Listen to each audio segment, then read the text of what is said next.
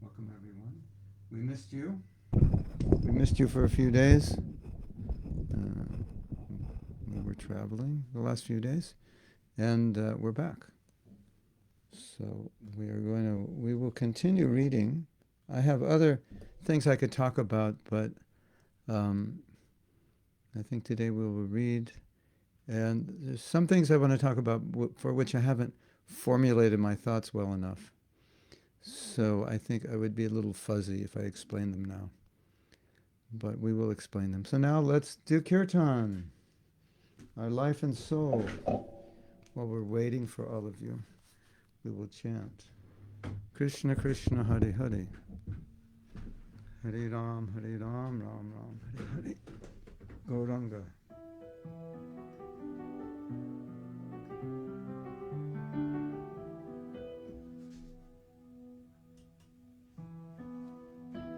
Radha Madhava Punjabi Hari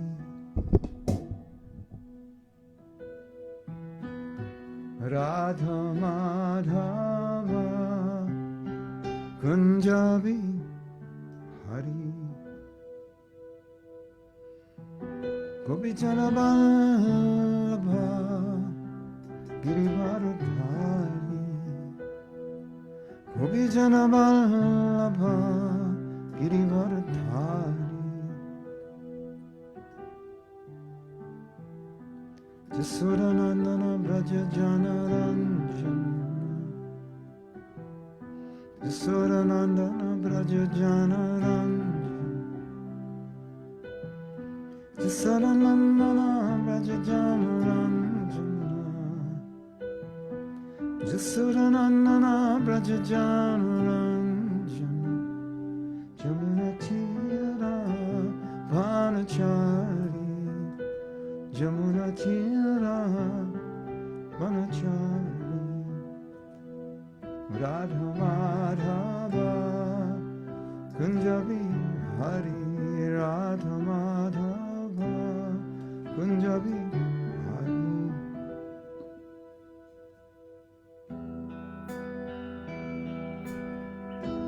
Radha Madhava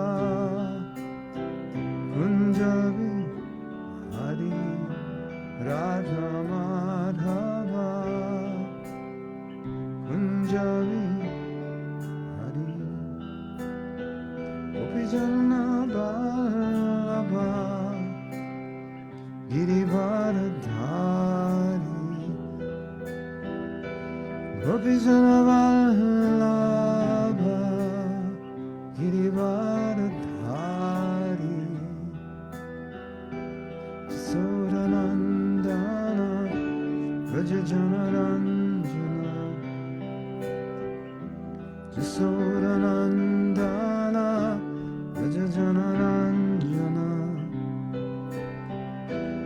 Suranandana Braja Janaranjana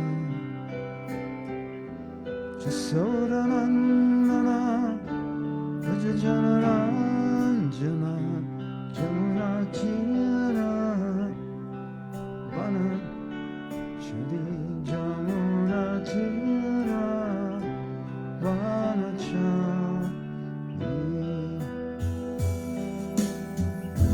Radha Madhava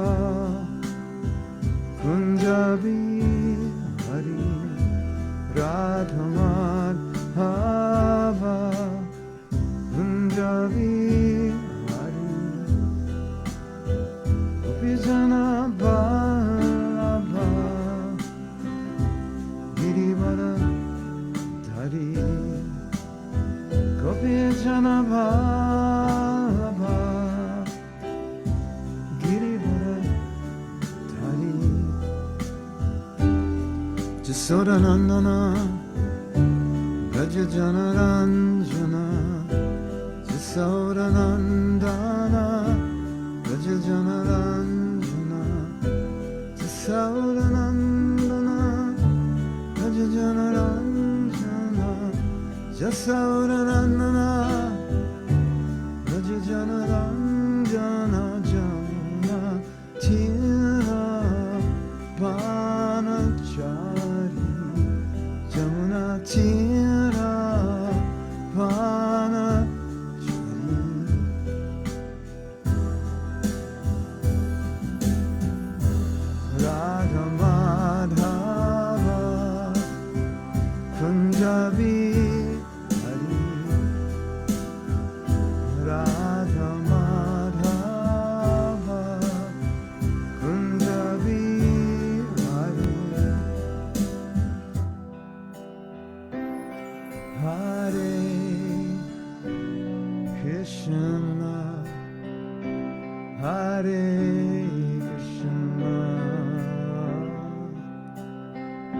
Krishna, Krishna,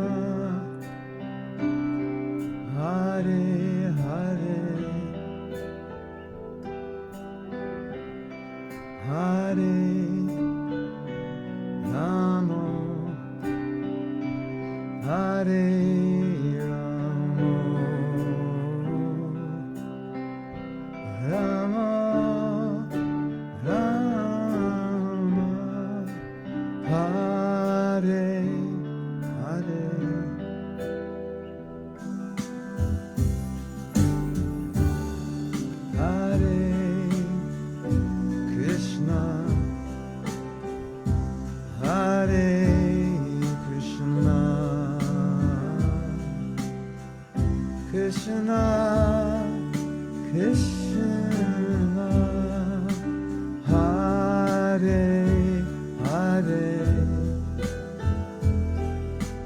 Hare Rama, Hare Rama,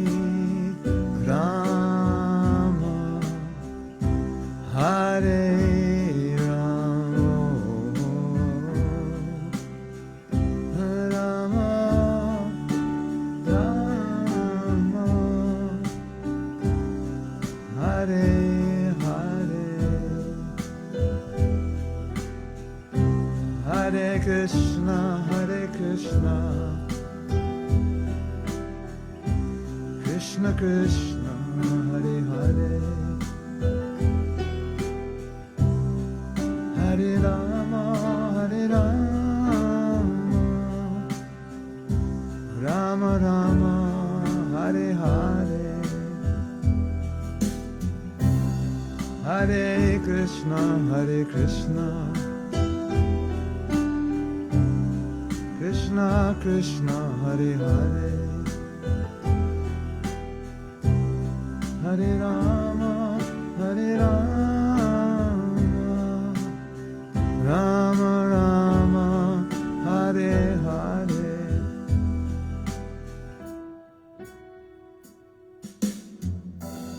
Radha Madhava, Kunjabi Hari, Radha Madhava, Kunjabi Hari.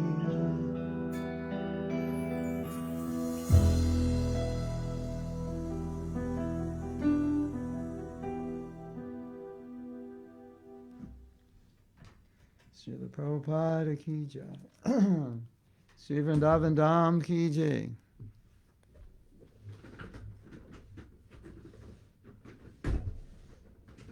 Radha Madhava ki jai. All the devotees ki jai. Gaur Premanandi, Hari Hari Bol.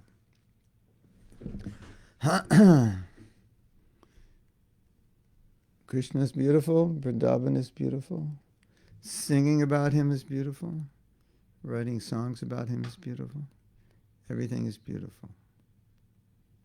Now we just have to become beautiful. Hare Krishna. So I'm going to pull up my notes now. I was making some videos before I was giving class, and now I'm delinquent on pulling up the documents. We are going to continue reading the documents about Maya, since I know you love to talk about Maya. Well, there was a letter that one of the devotees sent me, which is in fact on my phone, if I only knew what I did with my phone. I could read it to you. But basically, Prabhupada was saying that Maya will try to catch you, and you have to grab onto Krishna. And if you grab onto Krishna, it's like a storm, right? You know, there's a big storm coming, and you're holding onto a tree, and you know in the cartoons, you're holding onto a tree, and you're going horizontal to the ground because it's so windy, and you're holding on. So Maya's like that. She's trying to capture us, and we're holding onto the tree of Krishna. And as Prabhupada said, as long as you hold on to Krishna, then you're safe. You know, sometimes we say when Maya comes, run, but where do you run to? You run to Krishna. You don't just run nowhere. All right? Okay. So, Mm. Let's read this letter. I think we read this letter, but this is a letter, and it's an interesting letter. It's from November of 1969, when I was going to the temple learning Bhagavad-Gita as a fortunate young person who ended up listening to the devotees teach Bhagavad-Gita by some inconceivable great fortune. Regarding your business and spiritual practices, I give you special permission as follows. You find out of 24 hours at least 1 hour conveniently for chanting Hare Krishna with great attention, either by the deities or any place, without being disturbed by anyone else. So you have 23 hours for other things.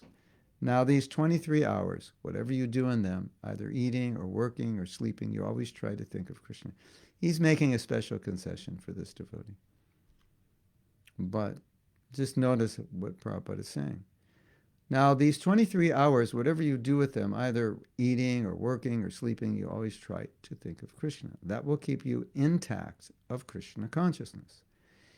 If one is always careful about falling down and prays to Krishna that he may not fall down on account of greater strength of Maya, then Krishna will give him protection. So the message here, and the message Prabhupada has given us, and the Prabhupada told us, he said, every day I pray to Krishna that I won't fall down. And I think this is an important instruction to all of us, because the nature of the jiva is marginal, which means you can fall until you're on a liberated state, until you have prema.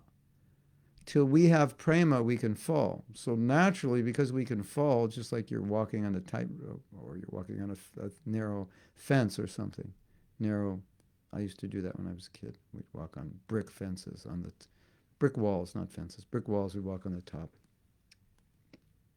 Because there was a brick wall that went all the way down our block. Everybody had a brick wall in their backyard. And we'd walk along the brick wall, and I would pray, God, don't let me fall. So it's very similar. God, don't let me fall. Krishna, I'm weak, I'm jiva, I could do something stupid. Please don't let me do anything stupid. I'm sure you've prayed like that before. Prabhupada is saying, I pray that way every day. My dear Radha and Krishna, please don't let me fall down. Don't let me do something stupid. That is a beautiful prayer. Maybe as soon as we wake up, we should pray like that. If one is always careful about falling down and prays to Krishna, he may not fall down on account of great and prays to Krishna, he may not fall down on account of the strength of Maya, then Krishna will give him protection. And as you know, Prabhupada said, our problem is we're not afraid of Maya. If we're not afraid, why would we pray? No problem. I'm transcendental. You know, I've had so many experiences when I was doing really well in devotional service, and I kind of felt invincible, like Maya could not stop me now. Being insulated by good association, by a lot of study, good japa, enlivening service, and so forth, I felt invincible. And every time I felt invincible, Krishna always sent me some Maya. Not like something big or something that I gave into, but something to show me you're not invincible. This thing is still attractive for you. And if you're not careful, you could give into it. So I always thought that interesting. It was like it happened all the time. I don't know if that's happened to you, but it's interesting, isn't it? Yeah, I'm strong. I've got good association. I study the Bhagavatam. I chant good rounds. Yeah, I'm good. No, we should. I mean, even if you feel good, you shouldn't feel good. It's not. Yeah, we shouldn't feel so confident. That ever happened to you? Just when you think you're invincible, Krishna sends a little Maya to say, no, you're not. At one time this happened to me. I don't want to describe it, but I think I was doing lots of japa workshops, and I was in one of those I'm invincible moods. Maya cannot touch me. And Krishna put Maya right in front of me, like directly. It was so funny. It was like Krishna was saying, no, you're not. Look at this. Here's some big Maya for you, Not that it was like big Maya for me, but it was just enough it was just enough for Krishna to say, no, you're not, yeah, you're not perfect yet. You don't have prema yet. You're a little bit away from prema. This was advised to Arjuna by Krishna himself. Arjuna was a great fighter, statesman, and at the same time a great devotee. A statesman and military commander has very little time to perform the routine work of devotional service. But Krishna advised him especially to be engaged in his occupational duty and at the same time always be thinking of Krishna. This is the secret of not being a victim of Maya. Let's read that again, since this is how to stay out of Maya. A statesman and military commander has very little time to perform the routine work of devotional service. But Krishna advised Arjuna especially to be engaged in his occupational duty and at the same time always be thinking of Krishna. This is the secret of not being a victim of Maya. In other words, Prabhupada is saying, you may be doing so many things externally, but somehow or other you have to be able to connect everything to Krishna and think of Krishna. Then, if you're thinking of Krishna, you're good. Maya can't touch you. Maya can only touch us when we're not thinking of Krishna. And then sometimes we're in situations like work and we think, oh, my work is not a good environment for Krishna consciousness. And then we don't think of Krishna. And then you know what happens when you don't think of Krishna. Yeah, all bad things happen. So the point is, don't think that thinking of Krishna is entirely dependent on who you work for and so forth. I mean, it is to some degree. Obviously, environment affects us. But Prabhupada's trying to help us see that, whatever you do, it's just if your goal is to try to think of Krishna somehow or other, you'll be able to do it. You'll figure it out. Krishna will guide you. So-and-so's case is different. He definitely denied my instructions. So this denial is cause of his temporary suspension of devotional life. But if he has executed devotional service in the past sincerely, I think he cannot go back. So maybe this devotee left and there was a question also about him in this letter. How do we understand this? How do we think about it? And everyone has independence, obviously. And everyone is evolving, and some people will take the devotional service for a while. Maybe they'll misunderstand it. Maybe they'll give it up because they misunderstand it. Maybe they're perfectionist. They can't be perfect, so they don't want to do it. Maybe they had so many expectations, etc. So there may be so many reasons. But as long as we're sincerely trying, as I've often said, as long as you're sincerely trying, that's the most important thing. Where you stand on the continuum of pure bhakti, that's not as important as your effort, because by your effort, you'll make it there. And, we all expected we would be more advanced. When we took to Krishna consciousness, it was having such a powerful effect on us, we thought, I'll be very pure very soon, and all my desires will be vanquished, destroyed in the fire of bhakti. I was thinking this morning on the way to my office, I had an experience which I remember as a kid. When I was a kid, we had very big cars, and the steering wheels were like, as I remember, they were about this big. Like now steering wheels are like this size. In those days, they were like huge, like this. And so I would sit in the back, and the steering wheel was so big, I could see it moving. My mother driving the car. So many places when you're a kid, your mother drives you, at least when I was young, because my father's working. So I'd sit in the back, and I'd see the wheel moving. And I'd think, as a little kid, I was thinking, this is easy. It's easy to drive a car. I could do it. You just take the wheel and you go like this. And that's in my 5-year-old mind. I didn't know about the gas pedal and the brake, and I didn't know why she was doing this. I just saw her turning the wheel, and I thought, oh, piece of cake, I could drive a car also, which I sometimes did when my parents weren't looking, and kind of put the car in neutral and scooted down the driveway when I was like 8 or something, but usually banged into something. So I didn't really know how to drive a car. It just seemed like I could. So sometimes in Krishna consciousness, it seems like, oh, I can do this. I can become pure. Then we get discouraged when we realize how it's a It's going to take time. So, as always, my advice to everyone is stick it out. Just this morning, I made a video, and I will give you the highlight of the video before you see it. And it's a realization I've had many times that when something is difficult, especially it's so difficult you just can't do it, or you don't want to do it, or you want to give up, that's this huge opportunity. Oh, now there's something that's difficult, so now I can show Krishna my devotion. Just like if you can do something difficult to help someone you love, it's such an opportunity to show your love, or to help a friend, to show your friendship. They need your help. You come to the rescue. It's inconvenient. You give up what you're doing. You make sacrifices. The relationship just gets better. And it's an opportunity. You even though it's difficult or inconvenient, it's an opportunity for you. Because you can connect, you can show your love and so forth. So when things are difficult, it's an opportunity for us to show our love. And if we think that way, it really helps. Oh, I don't want to do this, it's difficult, I'm afraid, it's hard, etc. Oh, what a great opportunity to show Krishna my devotion. Oh, I want to do this, I don't want to give up that. Oh, what an opportunity to show Krishna my devotion. Like that.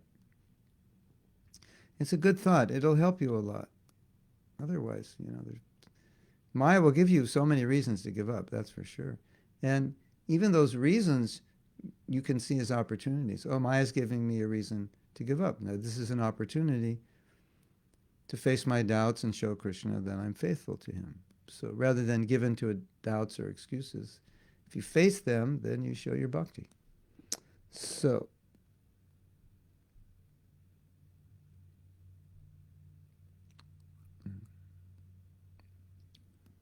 yeah. So, to see if you have any comments, because I was not looking at you.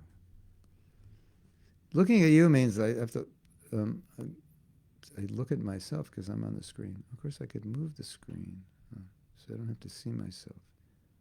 That's interesting. Okay.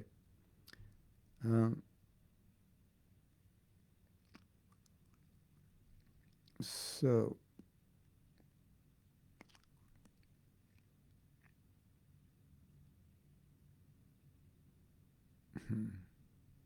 let's go back up. Oh, so many.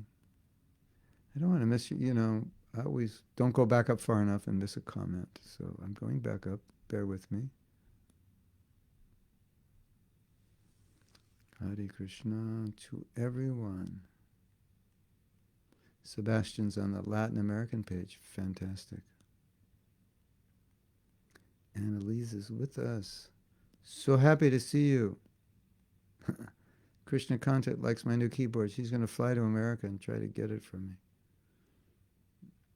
Yeah, I got another keyboard, Krishna Content. It was inexpensive, and it sounded inexpensive. So I tried to save money, but I couldn't.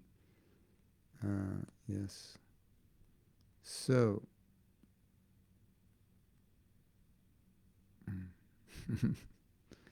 Sydney has been in Bhakti for like a year, is that right? And she's saying Krishna picks her up when she falls, and she was very unhappy without him. Yes.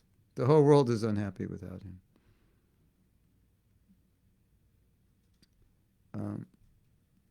Ananda says, even if everything seems perfect, Krishna can do special and unique arrangement to teach us. They have to keep always praying. It's funny, isn't it? Well, everything can be perfect. It's just when we think it's perfect, then Krishna says, okay, I'll show you it's not really perfect. Yeah. Anyway, we don't have to walk around thinking, oh, the sky is falling or anything. But, if we're sincere devotees and we forget something in devotional service, sometimes Krishna will just do something to politely remind us, maybe embarrass us, or put something in front of us to remind us that, well, it's not actually the way you thought it was. So that's good. Reshma says, I'm listening to you at work in my lunch hour. Fantastic. It worked out perfectly. Good timing, right? Hare Krishna. Okay, so that's the comment. So let's read the next letter.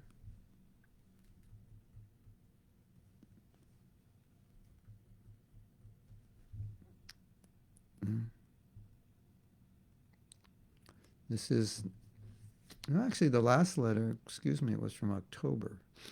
I was at the temple, going to the temple in October, twice a week, study Bhagavad Gita.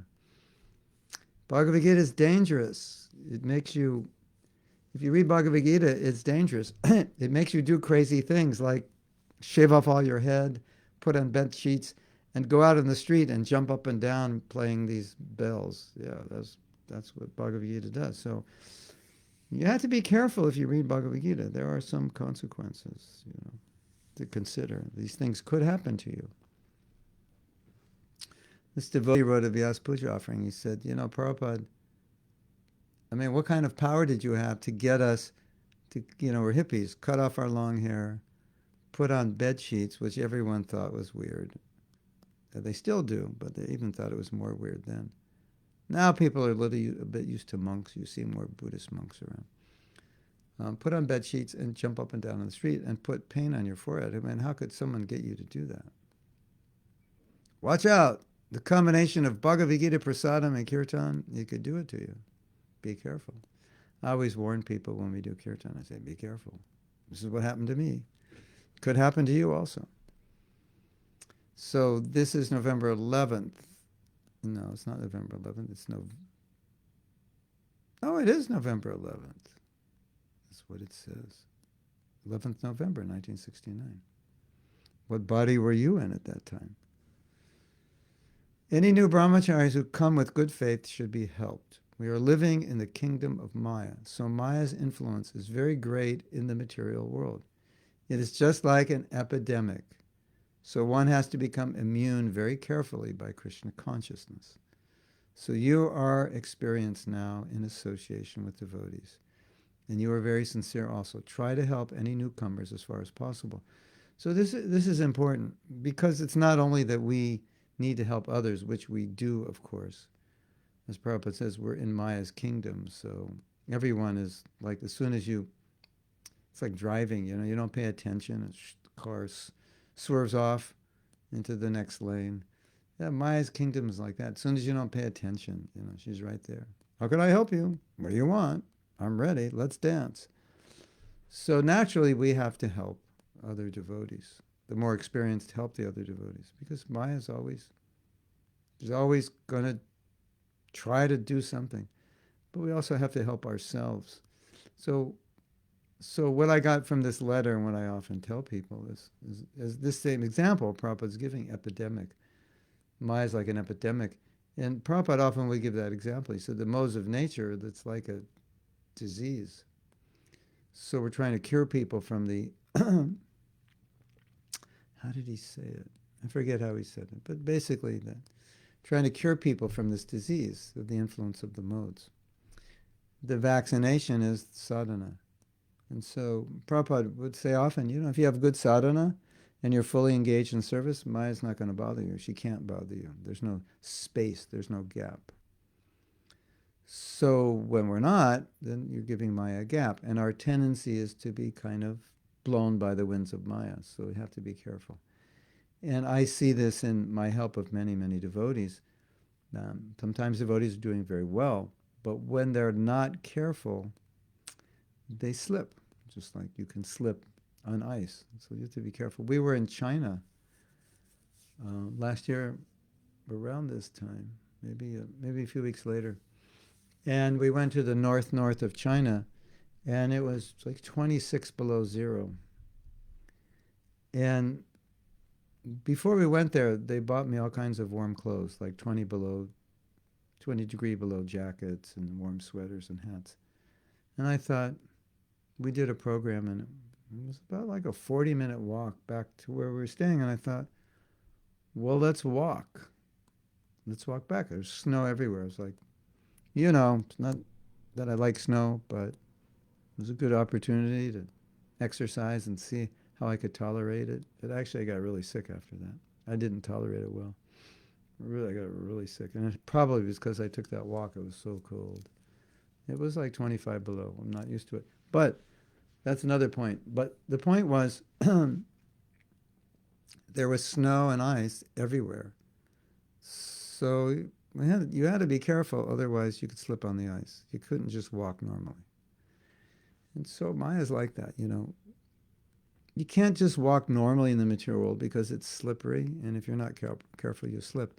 And I see how good devotees, they often slip in their immature state because they're not experienced with walking on the ice. So, be careful how you walk on the ice. We are living in the kingdom of Maya. Maya is like an epidemic. No, Prabhupada would just say, yeah, it's a disease. Maya is everywhere. The disease is everywhere. Be careful. All right, so we use the example now. Wear your mask so Maya doesn't influence you. Stay 6 feet from Maya and wear a mask. Actually, as your parents instructed you, don't talk to strangers. Yeah, don't talk to them. Don't talk to Maya. It's not going to work. Okay. So this is also, now we're in the 20th of November. These letters are interesting, at least for me, because they're basic, but sometimes in the basics you get the full philosophy. They're basic because this movement's still young. These are new devotees. But sometimes you see that, the basics, they're deep in a sense. It's like, this is it. Prabhupada's just saying it's simple. It's an epidemic. Maya's attacking, you have to be careful. This is like basic. We have to help one another. New people come. Maya's going to try to get them. Like that. So this is November 20th letter. Krishna is very merciful to his sincere devotees. But also we have to remember that Maya is very strong. Therefore, we have to always be engaged in serving Krishna. At every moment we should be doing this or that service for Krishna's transcendental pleasure. If we do not remember this, then Maya is right there to grab us. Maybe this is the letter we're talking about. Here's a song, Krishna Kanta. How does the song go? At every moment, we should be doing this or that for Krishna. If you don't remember this, then Maya's right there to grab you. It all depends upon our leaning towards Krishna or Maya. If you lean towards Krishna, you will be in Krishna consciousness. And if you lean towards Maya, then you will be captivated by material nature. Krishna and Maya are just like light and shadow, which are directly next to one another. If you move a little this way, you are in the light, and there is no question of shadow. But if you move a little the other way, you are in darkness. So, if we remember to always be engaged in Krishna's service, then there will be no Maya, and everything will be all right. Well, that's another song, right? Move this way, darkness, that way, light. If you serve Krishna, there'll be no Maya, and everything will be all right. I think that's right. It's all right. Gonna be all right. Please remember this great secret of advancement in Krishna consciousness. So, how much more simple can it get than Krishna's light, Maya's dark? Face the darkness, you're dark. Face the light, you're light. It's pretty simple. And what's the light? Always engaged in Krishna's service. Always engaged in doing something to help other people become Krishna conscious. Always engaged in doing something to purify yourself. Pretty simple. So, this is another way of saying, turn off your phone, everyone. Like, most of your day, you should have your phone off, your social media off. Otherwise, the social media will fill up the gaps if you don't use it properly. Yeah, that's what Prabhupada's really saying here. Turn your phone off when you don't need it. You don't need it that much. Okay, let's see if there are any comments here. Bhagavad-Gita is dangerous. It's true. Okay. So we left off with Reshma at work taking her lunch, hearing class. All glories to Zoom. Nadia says, very often I remember Prabhupada's statement, Krishna is not our delivery boy. And for that reason, I don't ask him as much as I should. As you said, Prabhupada was praying to Krishna. No, he's not our material delivery boy, but you should ask him for spiritual advancement. Often I feel I should be strong to get away from Maya as much as possible and only ask Krishna to serve devotees. No. It's not okay to pray like that. No. Pray. Pray at every moment. Krishna, please help me become your devotee. When Krishna is not a delivery boy of our material desires, but even material desires sometimes devotees pray for because the material desires are, you could say necessary or useful or helpful. But if something is just for my sense gratification, it's antithetical to bhakti. But if something is for my quote-unquote sense gratification, but I need it to satisfy certain needs so that I can be more fixed in my bhakti, then it's not sense gratification. And anything I need for my bhakti definitely is not sense gratification. And we're encouraged to pray for that. Krishna, help me. In fact, Nadia, there are things in our lives that we can't do on our own, that if Krishna doesn't help us, it's not going to happen. So, as Draupadi did, we put our hands up and say, Krishna, help me with this because I can't do this. I am powerless to do this. I can't control myself. Only you can help me. So we pray. And it's not selfish. It's not for sense gratification. It's to become Krishna conscious. It's to serve our spiritual master. It's to please Krishna. So anything you do with the ultimate intention of pleasing Krishna, it's perfect. Even if it externally doesn't seem like it's pure bhakti, but if the intention is to do pure bhakti, to facilitate pure bhakti, then yeah, definitely pray for it. No question. But don't pray for sense gratification. That would be the anti-Hare Krishna mantra. No Hare Krishna, no Hare Krishna, Krishna Krishna, no. Because pure devotional service is Krishna, Maha mantra is Krishna, give me pure devotional service. So to pray for something, sense gratification, Krishna, give me $1 million, Krishna, give me a mansion by the sea, Krishna, give me Prince Charming, etc. You know how we joke, Jai they have this Jai Jagadish Hari, Jai, give me a house by the sea, So that's antithetical to the whole principle of bhakti. But if I need something so I can better serve Krishna, then that prayer is pure. Now maybe you'd say, well, if I were a pure devotee, I wouldn't need it. Okay, that's a big if. But, it's like, if there were no cars coming up the street, I could cross over. But hey, they're cars, don't cross over. So it's just a reality. What I am is, I am what I am. You are what you are. So pray to Krishna relative to who you are for what you need to become a pure devotee or engage in pure devotional service, and that prayer is perfect. Christina is making a confession. She must be Catholic. Okay, I confess that when everything seems nice, I tend to be expecting for next Krishna's test because he wants us to evolve. He won't let us stay comfortable in our comfort zone. Yes, I think a lot of devotees feel that way. Oh, everything's great. The bombs will be dropping tomorrow. It is not necessarily that Krishna's, sitting up there thinking, okay, how I can make Christina's perfect life miserable because, perfect life's not good for her. Krishna's only thinking, how can I help Christina come back to Godhead? And for some Christinas, making the life perfect might be the best thing to get them to surrender. Oh, Krishna is so kind to me, I just want to give everything back to Krishna. And Krishna making someone else's life perfect could be disaster. They immediately forget Krishna. So Krishna, he gives you what you need. So I wouldn't necessarily expect he's going to rain on your parade. But he'll rain on your parade if it's necessary. If you feel that's necessary. Or if you want him Dear Krishna, rain on my parade. I'm so attached. Yeah, maybe that's what you want and need, but not necessarily will he do it. But he'll do it if you need it. He'll do it if you want it.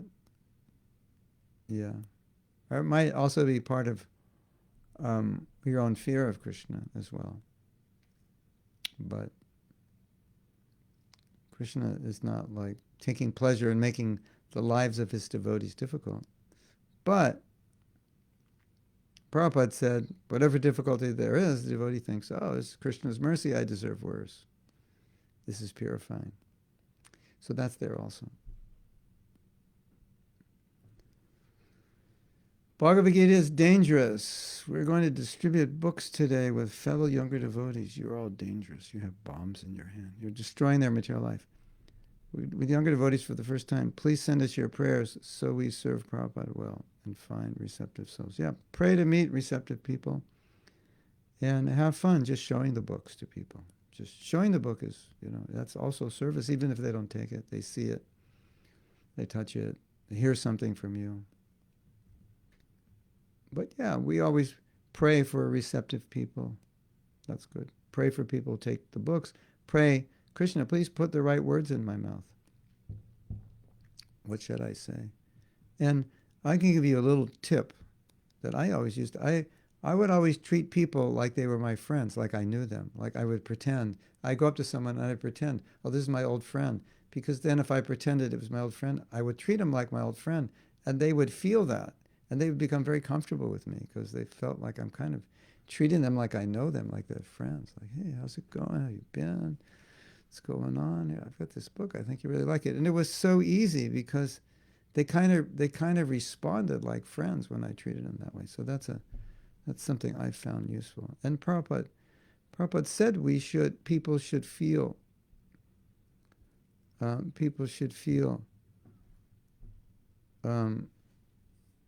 I was reading Christina's song. Prabhupada said people should feel we are friends. And with our organization, Sattva, one of our main principles, like our UPS is what your unique selling position, or who are you? And it's that we care for people. It's not like we're caring because you pay for it. We care because we want you to be Krishna conscious. And if people feel they're cared for, they respond to that. Anyway, that's what Prabhupada said. They will respond. Okay, so here's the song. 1, 2, Mai's coming for you. 3, 4, go lock your door. No, it has to do 3, 4, get out your, has to be something. No, 3, 4, go chant. How can we say it? Yeah, go 3, 4, go lock your door and chant some rounds. That's it. Yeah. You can't lock Maya out, but you can kind of shine her out. But you try to lock her out with the effulgence of the holy name. Nadia. I like the pictures in Bhagavad Gita when I was a little child. And when I was a teenager, I read the Gita and understood only one verse where Krishna says that he can forgive his devotee, but he'll never forgive someone who offends his devotee.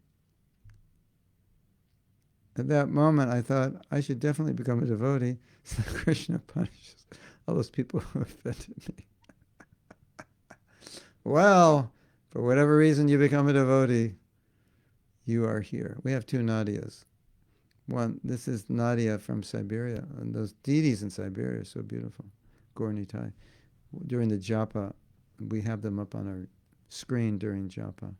And the other Nadia is from the South Pole. No, not the South Pole, Argentina, which is close to if you're going to the South Pole, you'll stop over in Argentina. But now it's warm down there. And Nadia, you have long, long days now because you're so far south.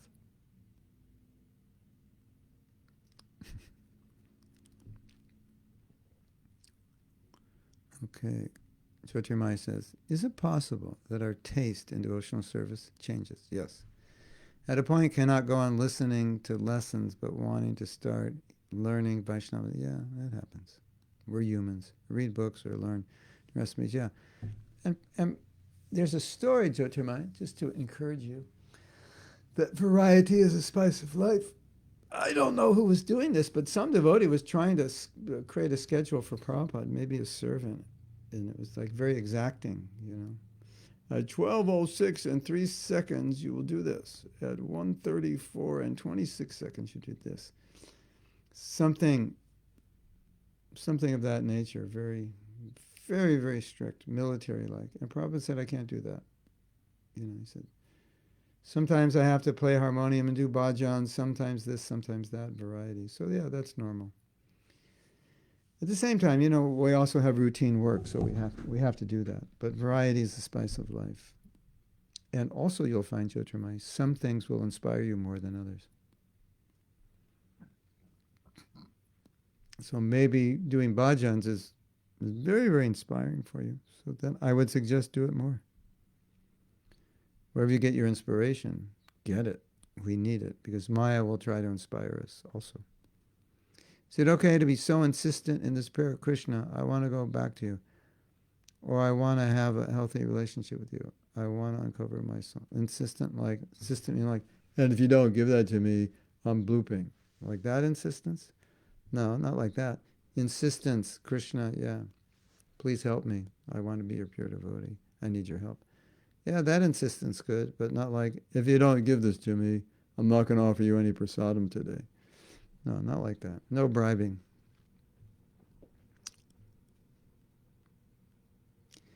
If you don't answer my prayer, no flowers on the altar today for you. Okay, so, you know, you think about it, whether you want to answer my prayer or not, because, you know, you're not going to get flowers if you don't.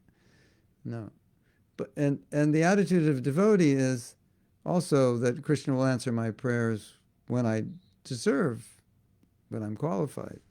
So there may be a time lapse there between when you ask and what Krishna gives. And then the last thing is, Krishna won't answer the prayer if he feels it's going to be harmful for you. So there are different factors. But no bribing is allowed.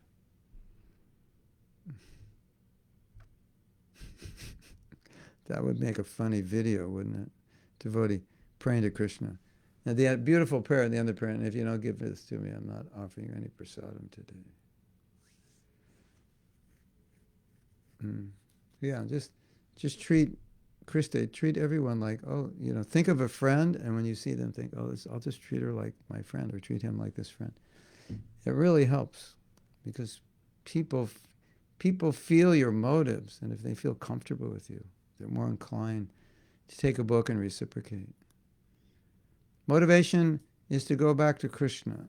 Is it good or bad? We are motivated about leaving this world and go back to Krishna because of being tired of the world. As long as you don't kill yourself, it's fine.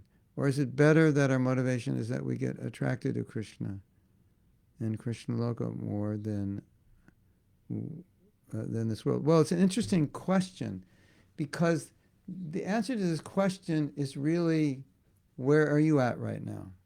And if you're at like, this world is so bad, if I could leave today, it would be the happiest day of my life, then if you feel that helps you in your Krishna consciousness, as long as you don't volunteer for that prayer to be fulfilled, as long as you feel that it is helpful for your bhakti, and that's naturally where you're at, that's naturally how you feel, and many devotees do feel this way, then it's okay. But next step, it's better to be attracted to Krishna Loka, to want to go there because it's so beautiful. And next step is to be attracted to pure devotional service and go wherever Krishna wants. But you can't artificially, it's not right to artificially want something that you don't want. Of course, you can follow the Acharya's prayers and pray for pure devotional service for things maybe that are beyond your level of realization, but the prayer would be, Krishna, place that desire in my heart. So you can pray like that also. Like, you know, I want to go back to Godhead. It's sometimes dangerous to pray that way, you know, like especially if you're telling Krishna, I'm really sick of this world, I just want to go back to Godhead, because I know 2 devotees 2 years ago who both died within like 3 weeks, I think, of one another in accidents. They immediately died. And we found out that both of them were praying that way. And after I heard that, I thought, the natural thought of a devotee generally is, you know, I want to live long to serve Krishna.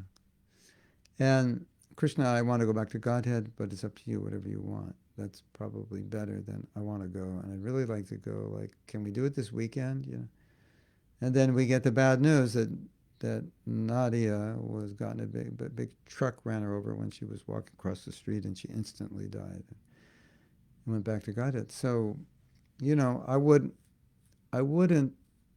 just be a little careful what you desire. And the proper, yeah, I should want to go back to Godhead. And then while I'm wanting to go back to Godhead and fed up with life and all its troubles, I use this life to live in this body as long as Krishna desires to serve him. And then you can pray, Krishna, I wish, you know, to have a more pure desire, like to want to serve you anywhere, anyhow. Place that desire in my heart. But right now, this is my desire. I'll be happy to go back to Godhead. When Prabhupada's saying we should want to go back to Godhead, he breaks it down more like saying we should do the things that will get us back to Godhead.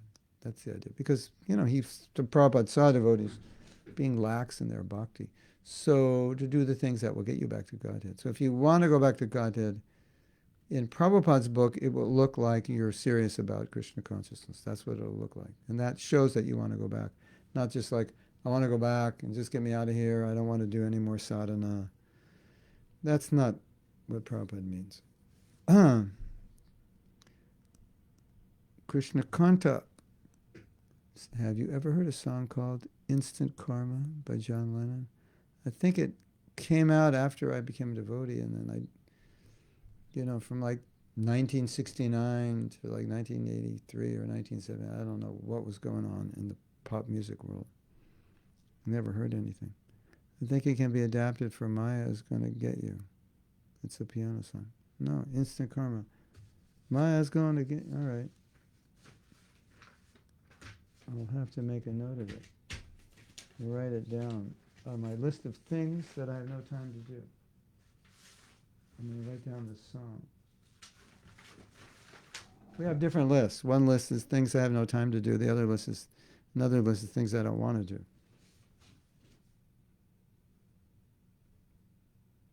You have those lists yourself? There's another list, the things I write down to do that I'll never do. If you can manage to do everything on all those three lists, yeah, your life will be better. But also you can cross some things off those lists, because maybe you shouldn't do everything on the list. Maybe it's not like important for the higher purpose of your life. Okay, I'll check out that song and we will see. Jairati says, I think people remember how we make them feel rather than what we say, and that's what convinces them to come back, read books. Yeah, so important. And we have a lot of problems. And I think we have problems in keeping devotees. And I think it's partially because we have a philosophy and a mantra which is so powerful that we think with the philosophy and the mantra, naturally people will remain in Krishna consciousness. But we see that bad relationships, devotees aren't treated well, is one of the main reasons they don't stay. And when they leave, they're not saying, they say, well, I still believe in the philosophy. I'm still chanting my rounds. It's just that I had bad experiences with relationships. I wasn't treated well. So that's a really important point. If people feel cared for, why would they want to go anywhere else? And if they don't feel cared for, then why would they want to stay? 3, 4, Maya is what you're looking for, yeah, unfortunately.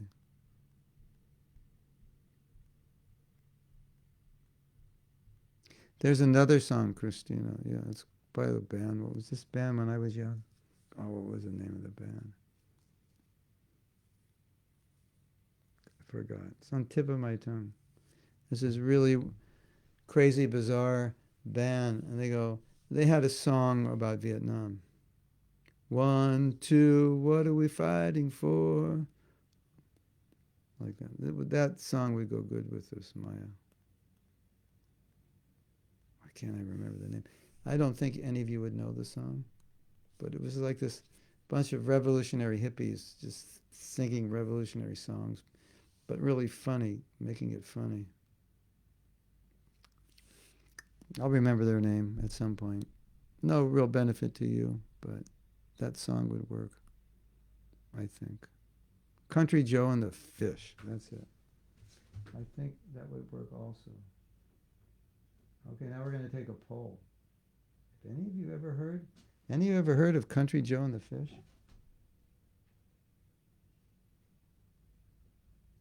You know, the name sounds funny because the band was funny.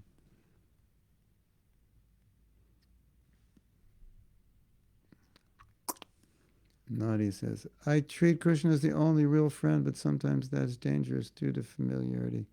I do believe we should treat him as a close friend in some way. Yeah, he is your best friend, always with you. But in our stage, reverential. Because Krishna has reverential friends also. I agree. Wanting something artificially is not okay, but to be aware of our real motivations does help to advance. But sometimes, yeah, it does. And sometimes our motivations are on par with our level of Krishna consciousness. So on one level, a motivation may be correct because it's aligned with where you're at. On another level, it would not be because you're on a higher level. Last question. Sorry for many questions. Could you please instruct us about what to do? Remember, Krishna, our last moments. Imagine this so hard to do. The mind out of control in that moment. I can give you the advice of a devotee who did it. And her basic advice was that if you face all the difficulties in life steadily with tolerance and humility, then when it's time to die, it'll be a piece of cake. You understand that expression, Nadia? It's an expression we use in the U.S. Piece of cake. That's a piece of cake. I don't know where it comes from and why it means what it means, but it means that's easy. Maybe easy like eating cake. That's basically what she said. If we in this life are tolerant and steady in spite of difficulties, then this last difficulty of dying, we'll be well practiced for it. And the other thing that I've always thought is, well, if you're very Krishna conscious, it's going to be a lot easier in the end. I think that's common sense, right? Christina says, is it wrong not being so attached to the rituals? I mean, I understand the importance of offering, and I always offer everything, but not feeling so connected with all of the details of how it is done. Is it a big offense? How could it? Well, the way to look at the rituals specifically, I think you're talking about deity worship, that in our state, we're supposed to worship the deity kind of like the deity's a king and we're servants in the kingdom. And so there's certain protocol and standards. And so, but that's the protocol and standards, not like Krishna needs it, but we need it. So it helps us. So we follow it, these certain standards. Yeah, you could say Krishna needs it. It's the deity. That's how the deity is worshipped. So there's certain standards which ultimately are helpful for us. So that's the idea. Ultimately, deity worship is for us. So see those rituals, quote unquote rituals, in deity worship as acts of devotion, as a medium for devotion. Okay, I wanna please Krishna by offering him something. Okay, well, this is how you do it. You take the incense and it goes 4 times around the feet, 3 times around the waist, 7 times around the body. Then you take the light and 4 times around the feet, 3 times around the waist, or whatever it is, 2 times around the waist, 3 times around the head, 7 times around, that's the medium for your devotion. The ritual becomes the medium for your devotion, not a ritual in itself. And that's the standard, the way it's done, and then by doing it according to the standard, you show your devotion. That's the idea.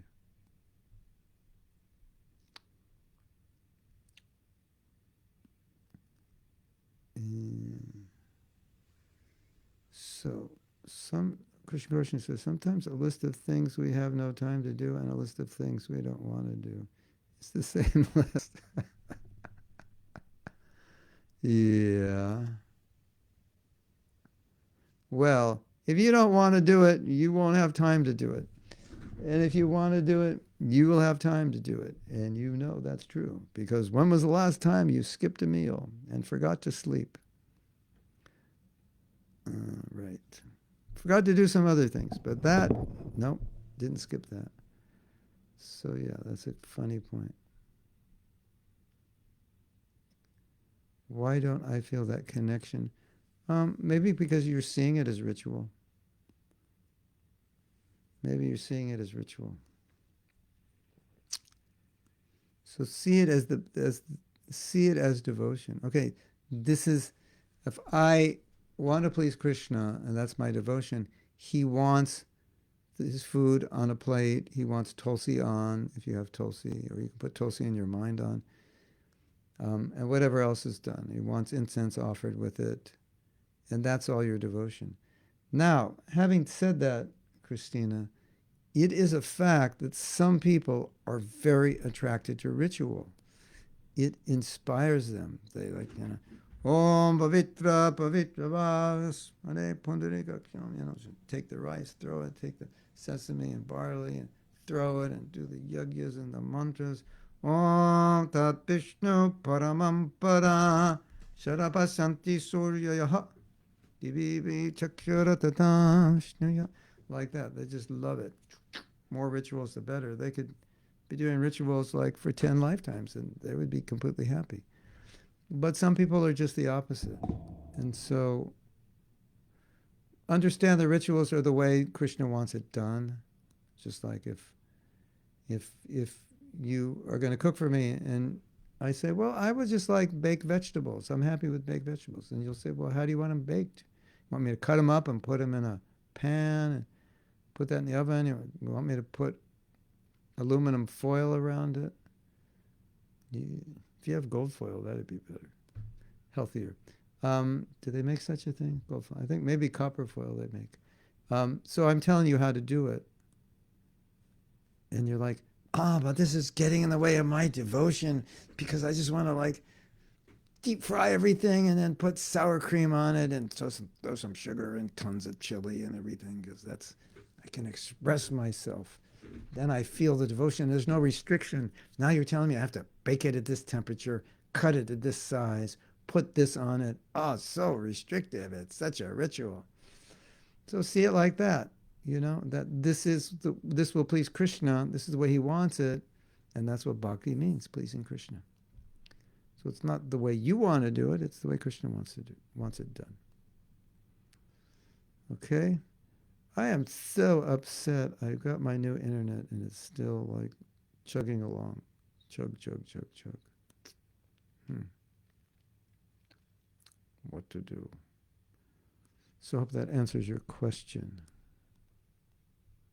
If it doesn't, I don't know what else to tell you other than good luck, Christina. You'll get it someday. The only way to make people Krishna conscious is to love them. Then they'll do whatever we want. We want them to become Krishna conscious. Yeah, love is powerful. That's how Prabhupada did it all. You ask any Prabhupada disciple, how do you do it? Yeah, he did it out of love. Ain't no better way to do it. Yeah. Prabhupada was the personification. Okay, so of love. So we can read some more. Are you ready to read more? Are your ears open? Are your hearts open? Are your minds open? Okay, we're in 1970, January. We skipped December. Well, not much going on in December in terms of Maya.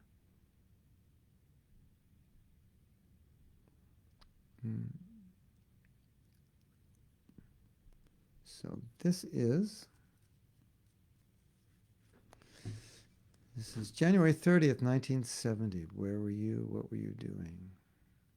What body were you in? I am so glad to learn. This is actually, at this point, had already moved in the temple. What was I doing? Out on the street all day chanting. I am so glad to learn that you have regained control of your mind and the tricks of Maya have finished. So by Krishna's grace, you have been saved from Maya's attack. This appears to have been a very close call for you, and the lesson should be taken well, that if we deviate from the strict following of the regulative principles, Maya is always ready to inject doubts to shake our faith in Krishna. So I am glad that you have recovered, and I was praying to Krishna to save you.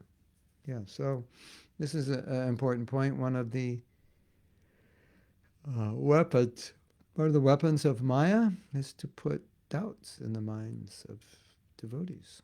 Is this really true? Does it really work? Am I just crazy following this? Are all the devotees crazy?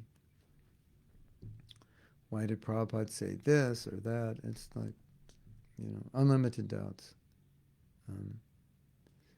And so Prabhupada's saying something I think we should also say to ourselves. If I have doubts, I should think this is Maya. These doubts are Maya. Nothing more, nothing less. Just plain Maya. And doubts, how to deal with doubts? Study. Associate with people who have strong faith. Listen more to Prabhupada. Lectures, conversations, letters, everything. Books. It'll help.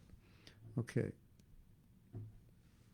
So here's a nice one. This is February 3rd, 1970, about working. So this will be the second one about working. You said that your job is Maya, but you must know that Maya is illusion. As soon as there is absence of Krishna consciousness, that is Maya.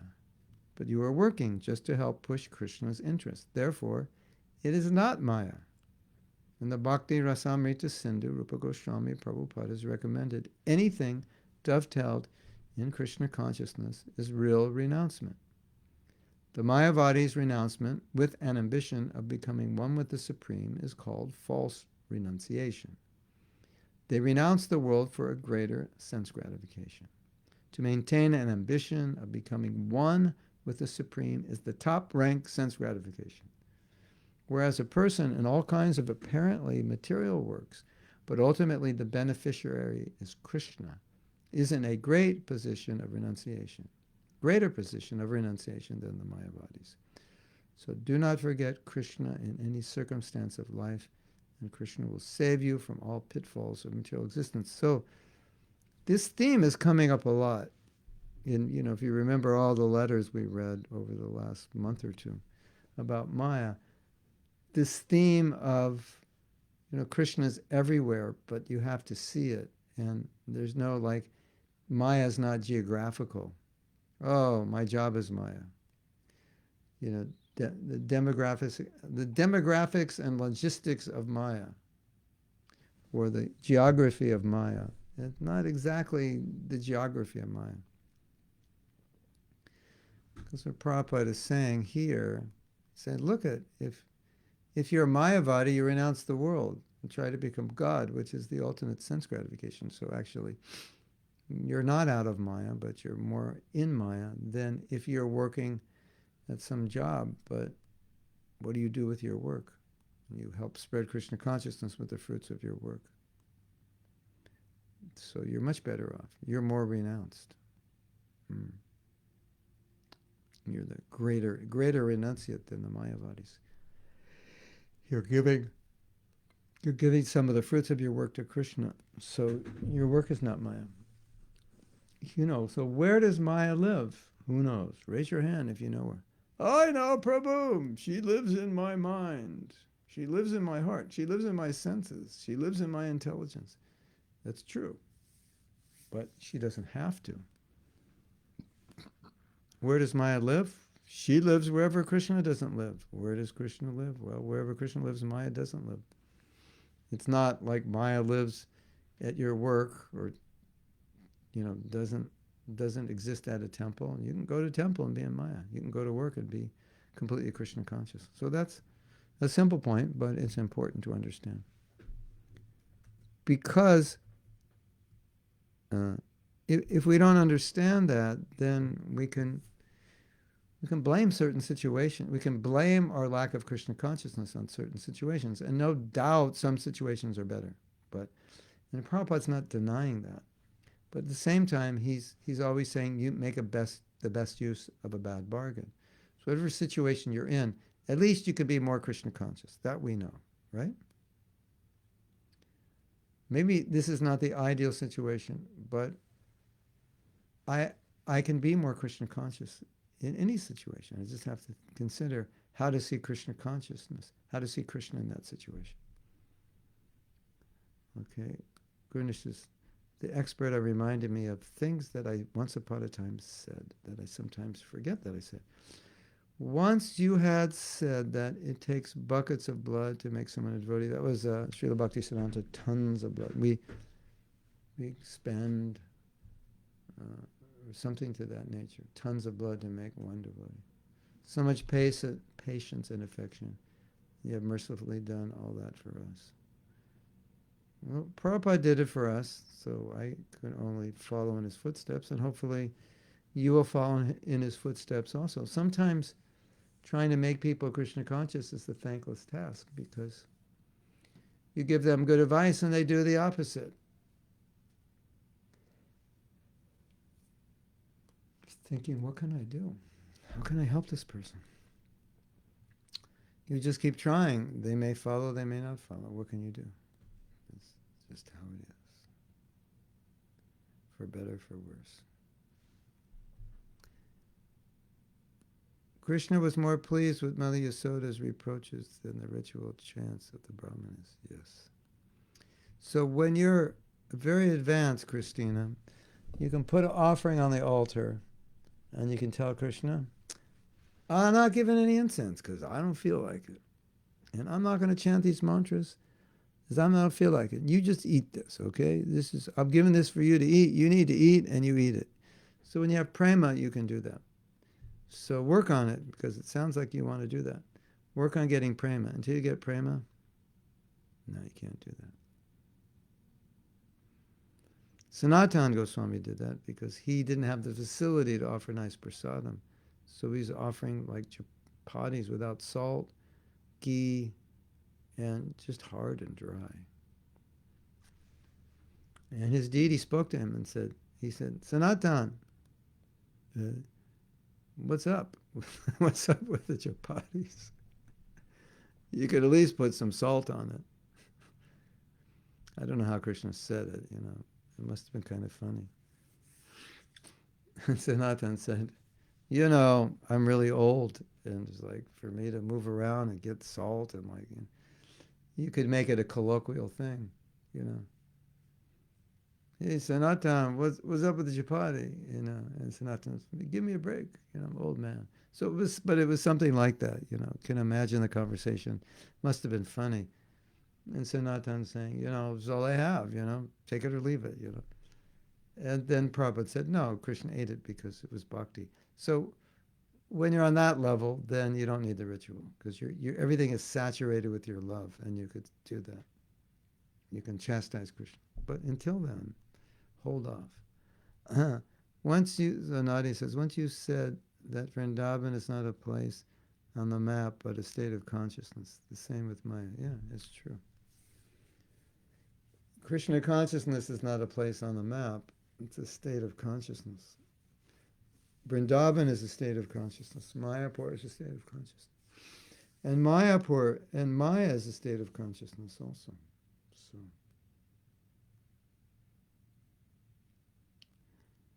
you can say, you can go to Vrindavan, you go to the Holy Dham and say, this is Krishna's land and everything. Yeah. But you can be in Maya in Krishna's land. The demons were trying to kill Krishna in his land. So that's interesting, right? Should we read another letter? Let's read another letter.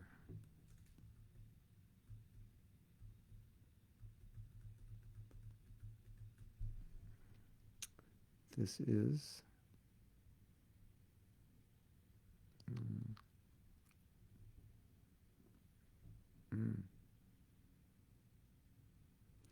no, these letters are similar, but they're nuanced also. So this is February 25th, 1970. Yes, it certainly requires many leaders to manage the affairs of a large-scale institution. So you must train up whatever men you have got and try to manage this way. Now we are increasing, and with the increment, we must make arrangements for carrying on very nicely.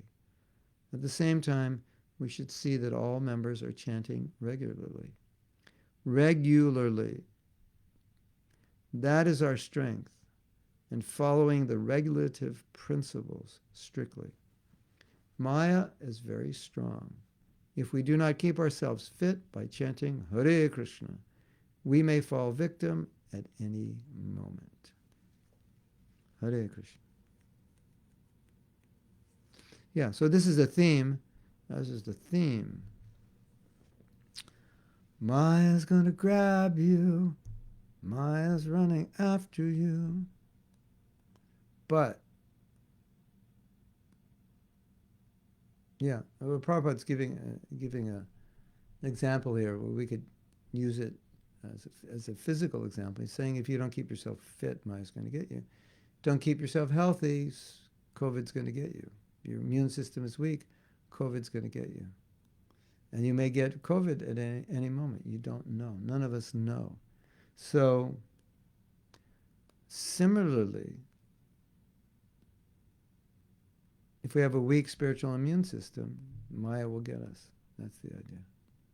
Okay?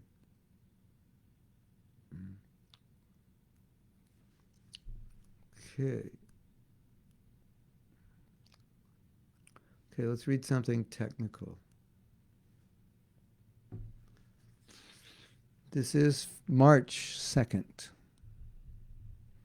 about 2 weeks before my first initiation. We still don't know the date, but I'm guessing. It was the second or third week of March.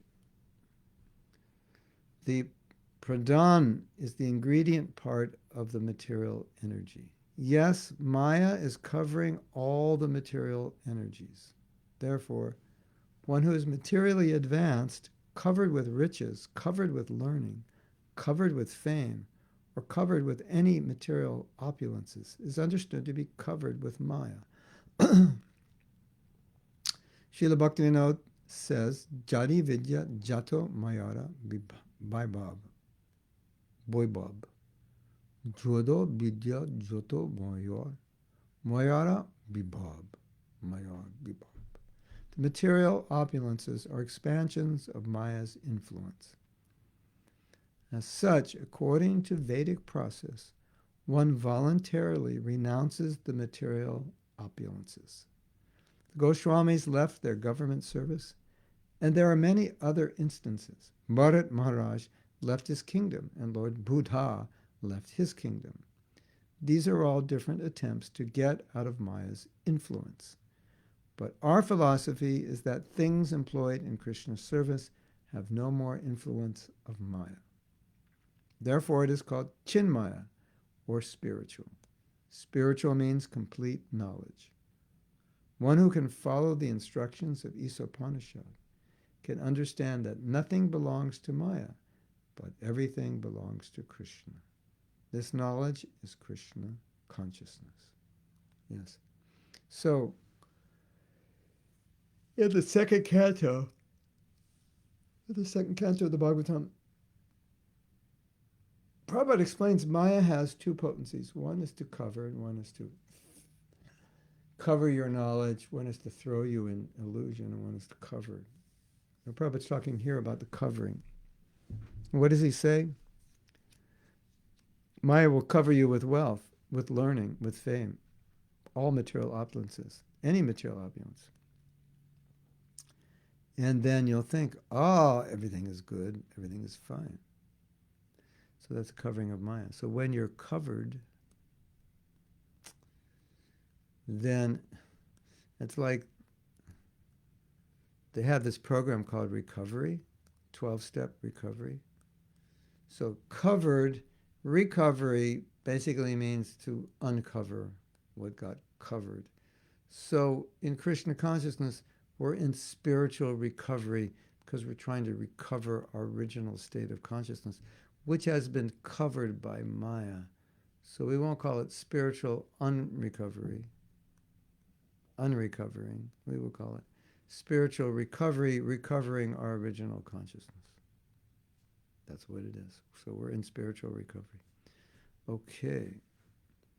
Now I'm going to go back and see if you said anything.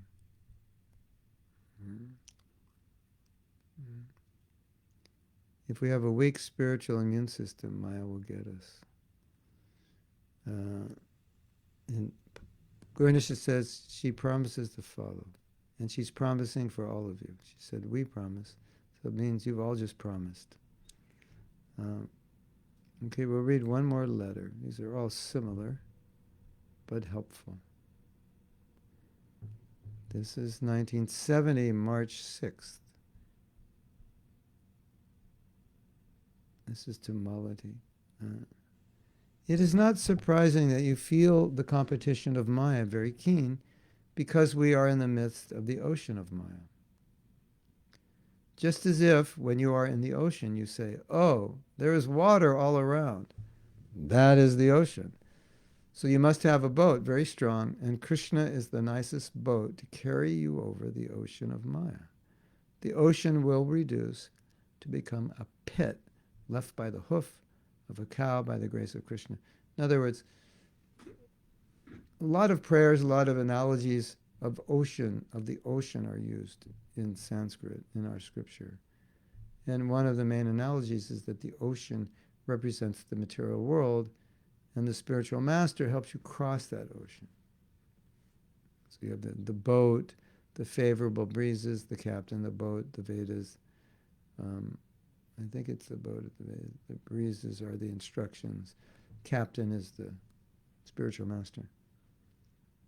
So you have these examples, boat examples, crossing over the ocean, Bhava Sindhu, ocean of material existence. So then you have this example here. You need a strong boat to carry you over the ocean of Maya. And so I'm just tired spacing out. So the example is given, okay, I'll sit up straight, maybe that'll help. So the example is given that, this example is given a lot in our books, that you have this big ocean, but when you become a devotee, the ocean shrinks to the size of a calf's hoof print. So maybe calf's hoof print is this size. And how much water can you get into calf's hoof print? Not much. Quarter of a glass, half a glass. And so it's very easy to walk over it. So you can easily walk over the ocean of Maya. That's the idea. Okay. I think I'm going to end now. I have to go take a blood test. So then that will allow me to get married. Not get married. That will allow me to get ready. Oh no, I'm really tired. Hare Krishna.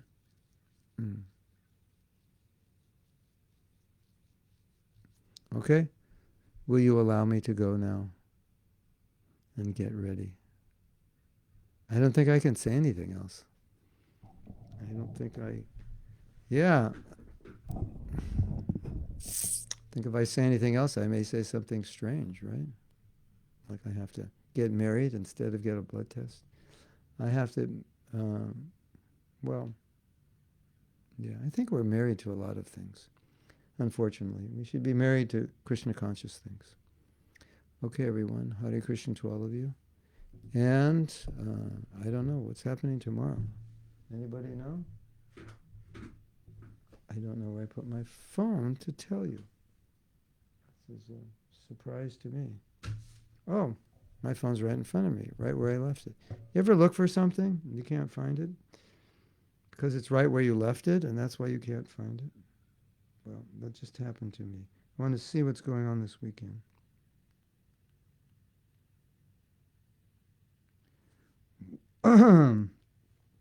Just our class in the evening at 6 o'clock, translated into Chinese. And that's it. I have a meeting. So, I'll have a productive weekend. I just want to let you know I started recording an audiobook of japa affirmations, and I've been working for a few days off and on. I've done 11 chapters. I don't know how well I read it. I had a realization last night that I should probably read it before I read it to record it. It's coming out better. I thought I could just read it. So I read some chapters, just read them. But it comes out better when I read first. So that's what I'm doing. So that I think that'll be helpful for you. And I hope it will be. So, nice seeing you all. Hare Krishna. Srila Prabhupada Ki Jai. Thai Go Premanandi.